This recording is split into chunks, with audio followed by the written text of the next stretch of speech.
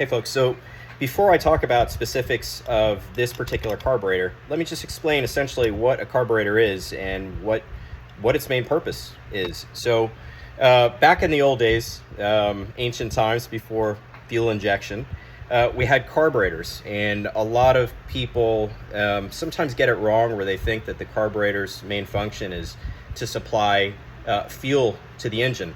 And you know, that's only half right. What it really does is it ensures that there's the right amount of air that's going in, and it sets the right conditions to essentially meter the amount of fuel going in combined with the amount of air going in.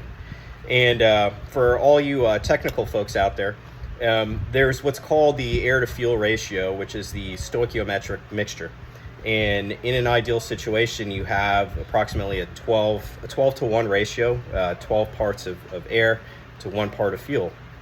And essentially, if you are close to that ideal, you have your optimal burning conditions within your engine.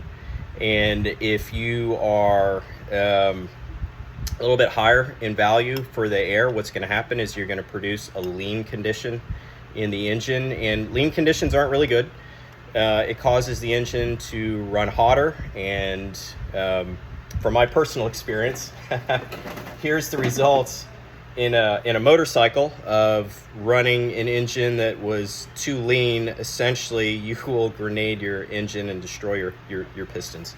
It runs too hot and it's very damaging. So you don't want to do that. At the same time, you don't want to have too much fuel and not enough air. That creates rich conditions. In rich conditions, the engine is going to run cooler, but it's horribly inefficient. You're wasting a lot of fuel. Fuel is going to go out through the exhaust. You can end up flooding the engine. The engine just won't run right. You step on the throttle, and it'll bog, and not really want to go anywhere. So you got to make sure to get that ratio right. So within the carburetor, there are a lot of key components. So I'll point out the main components to everybody before we go into greater detail. So in the front, towards the front of the car, away from the windshield, this is the front of the carburetor. The front of the carburetor has what's called the primary float bowl. The primary float bowl is receiving fuel. Usually it's through your fitting, which is right here, and depending on the carburetor, it can be in different locations. Some carburetors have the fuel inlet line on the right hand side, others it's on the left. It really depends on the type of carburetor, but they all function the same way. So essentially your fuel is going to go into both sides, or on some carburetors just one, and then it meters over to the other side through usually a overflow. But essentially your fuel goes in, and then within this float bowl you have a float, and the purpose of the float is to keep a particular fuel level in there so it doesn't go over and it doesn't go under. It wants to keep it at a particular level so it can meter through the carburetor. Now I don't want to get too complicated with anything. I'm going to keep this as basic as possible and not get into too much detail, because we could talk for a long time about it, but I just wanted to give you a general idea how this works.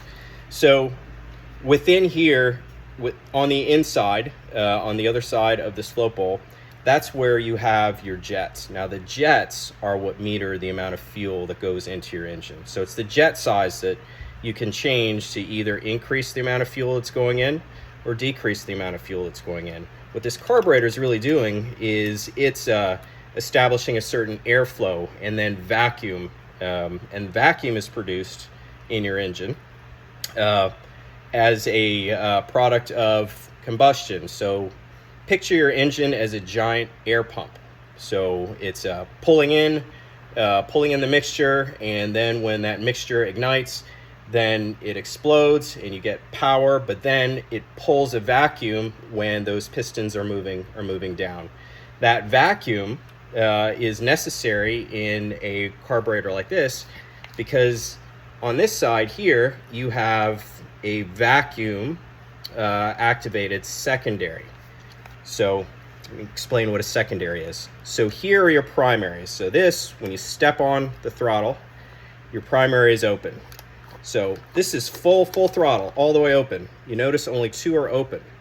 When that manifold vacuum increases, what happens is it activates this. The vacuum actually pulls this, activates this, and enables these to open via vacuum. So the harder you're on the throttle, the more these secondaries are going to open. Other carburetors have mechanical secondaries. This is a vacuum operated secondary. So anyhow, hopefully that gives you a good basic idea of how a carburetor works. They're really not that complicated. You have a means of adding additional fuel through this. This is what's called some people call it squirters. But essentially this will add additional fuel when you step on the throttle. It adds a little squirt, just like it sounds like. It goes, actually, I don't know if you can see, there's like a little, it's like a little piece in here, and it actually has little nozzles, 2 little nozzles that stick out, and it will squirt fuel directly into that barrel. So when you're stepping on the throttle, you have your main jets that are metering gas into it, which will go through into here, which will squirt into here, and then you have your squirter here, which will squirt additional fuel in. So basic carburetor, when I take it apart, I'll explain in detail how everything works and how they all work together. There are various circuits that run through a carburetor for air and for fuel. And again, these have been around for so long. They are very effective. They work very well, but they weren't the most efficient things in the world. And when we went through the gas crisis and people started realizing that fuel was a finite resource, gasoline was a finite resource, they looked for ways to make cars more efficient so that they didn't burn as much fuel, and they wanted to maximize the mileage possible. And they figured some type of fuel injection system was going to be a lot more efficient and very reliable.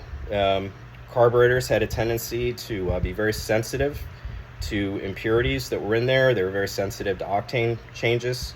They can't adjust for altitude. As I mentioned earlier, you have to have that ideal 12-to-1 air-to-fuel ratio for these things to work optimally. Think about how that changes if you change elevation. So say you have a carburetor that's set for a place where I am, like Houston, where we're essentially at sea level, and then you go to Denver and you want to drive your car in Denver.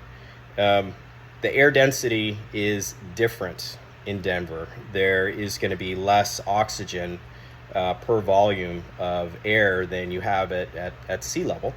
So essentially your air to fuel ratio is going to change. Carburetors don't adjust automatically for that, whereas electronic fuel injection does. So another reason, as times changed and they wanted vehicles to be more efficient, where you wouldn't have to make modifications depending on what altitude you lived at, you wanted to have fuel injection. It was just a little bit more versatile than something like this, where you have to actually change your settings on a carburetor to make it optimally tuned for wherever you're driving. So just another thing to make note of. So stay tuned. In another video, I'll provide some more details about all the particular parts of the carburetor as I tear it down, and then we'll have some fun putting it all together again. So I appreciate you all paying attention to my channel, and hopefully you understood all the details. I didn't go through them too quickly, but I'm going to make sure to have a few more details to cover things that I may have overlooked. So, and if you have any questions or comments, just please put them down and I'll get to you guys as soon as I can. But thank you again. Exciting stuff, for me at least. Take care.